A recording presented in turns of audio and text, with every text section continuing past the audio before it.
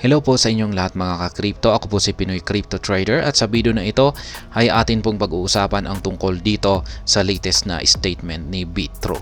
Yan, ito po ay tungkol kay XRP kung saan ay ang Bitro ay meron po kasi silang napakalakas na pananaw positive optimism na si XRP ay malapit ng mag to the moon or umakyat sa mataas na presyo. Kaya yan, nagkaroon yung latest po na statement ni Bitro ay nagkaroon po ng spark. Yan, spark na speculation. Ibig pong sabihin ay pinagkaguluhan po ito ng marami. Lalong-lalo na yung mga investors, holders, tsaka nagtitrade dito kay XRP. Kaya yan po ang ating pag-uusapan kung ano nga ba yung kanilang inilabas na statement. At ayan, bago po tayo magpatuloy ay nais ko lamang po munang bigyang linaw ang aking disclaimer kung saan ang nilalaman po ng video na ito ay hindi po ito isang financial advice. For education and information purposes lamang po ang layunin nito.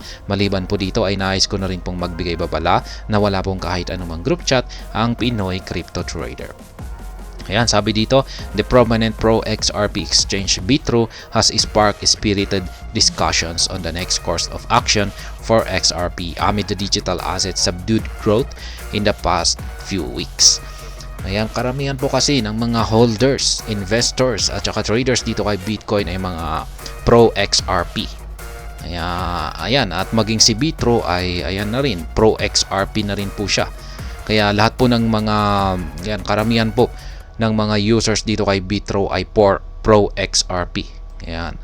Kaya malaki po ang kanilang pananaw or optimism na si XRP ay malapit na pong sumabog. Ayan. Ngunit yan, naglabas po siya ng parang motivation. Yan, motivation na statement si Bitro. Yan, kasi dahil sa nitong mga past few weeks, nakalipas na linggo ay marami pong nagsasabi na subdued daw yung kanyang growth. Ibig sabihin ay manipulated or meron daw pumipigil kay XRP para hindi ito makaangat sa presyo. Kaya yan, sabi dito ay taking to X, Bitro through to the crypto community what's next for XRP with an emoji suggesting that the third largest altcoin could be on path to the moon. Kaya yan po yung statement ni Bitro na pinagkakaguluhan ng lahat ngayon, karamihan ngayon. Yan, nag-post po siya dito. Sabi niya dito, what's next for XRP? Tapos, yan, question mark po yan. Tapos, binigyan po niya ng sagot yung kanyang tanong na isang emoji. At yung emoji na ito ay isa pong rocket.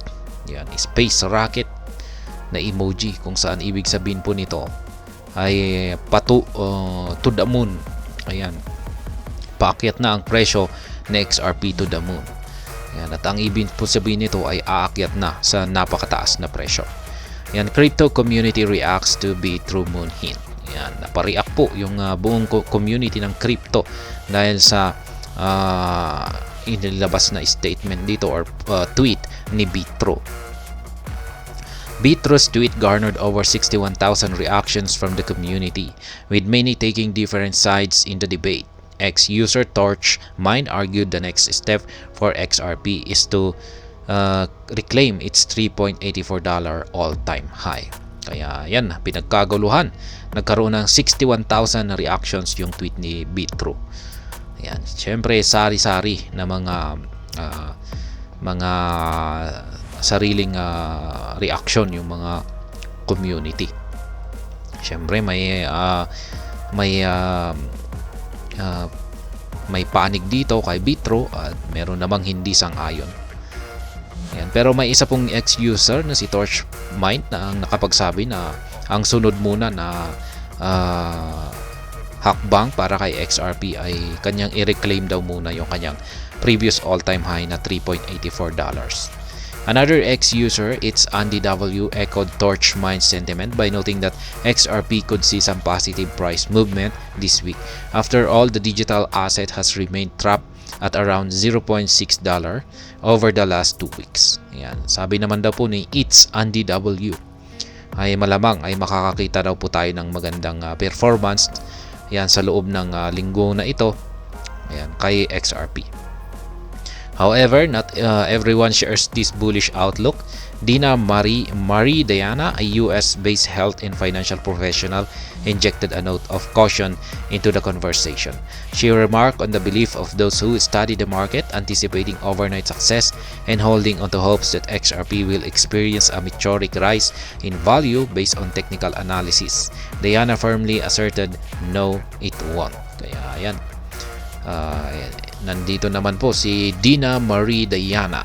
Ayan, isa po siyang US-based health at isa na rin po siyang eksperto pagdating sa pinansyal na mga bagay. At hindi po siya sang-ayon sa bullish outlook ng karamihan or yung bullish outlook ni Bitro dito. Ayan, sabi niya rito ay sabi niya nga rito na yung mga sabi niya dito ay no, it won't. Ayan, no, it won't. Ayan.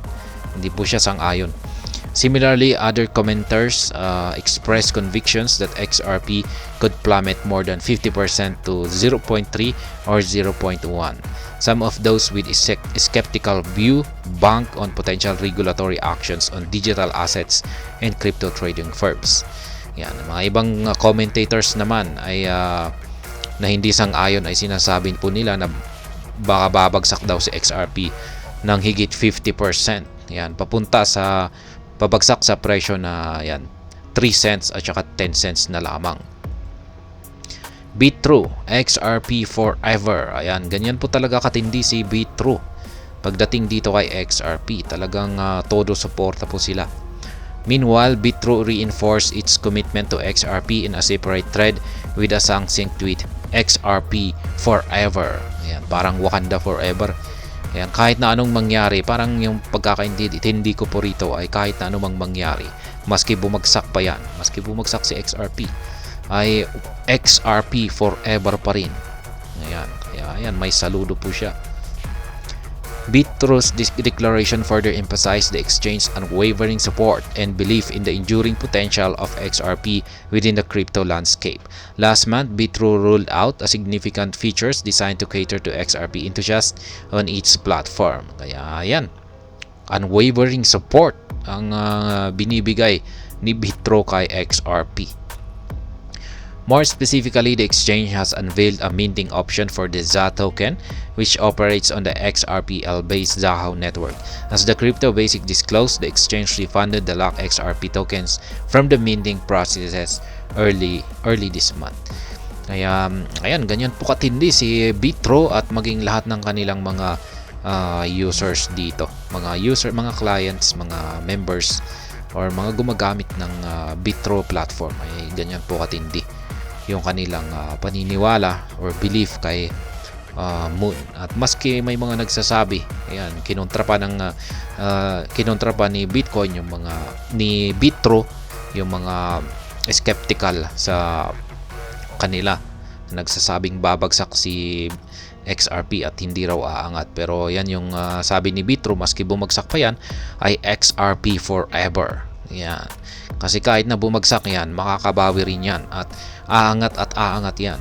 At yan nga, yung isang mindset ng isang talagang magaling na investor ay kung pag bumabagsak ay mas maganda po yan kasi mas makakabili tayo sa mas murang presyo. Ayan, hanggang dito na lamang po tayo sa video na ito. Sana po ay inyong nagustuhan ang aking paliwanag dito. Kung inyo po itong nagustuhan ay pakiclick lamang po ang like button nito. Para naman po sa mga bago lamang dito, kayo po ay aking inaanyayahan para mag-subscribe. Pakiclick na rin po ang bell icon nito dahil ito po ang siya magsisilbing notification nito sa mga bago kong videos na akin pong ina-upload sa aking YouTube channel na ito. Marami pong salamat sa panonood. Ingat po tayo lagi at God bless po sa ating lahat.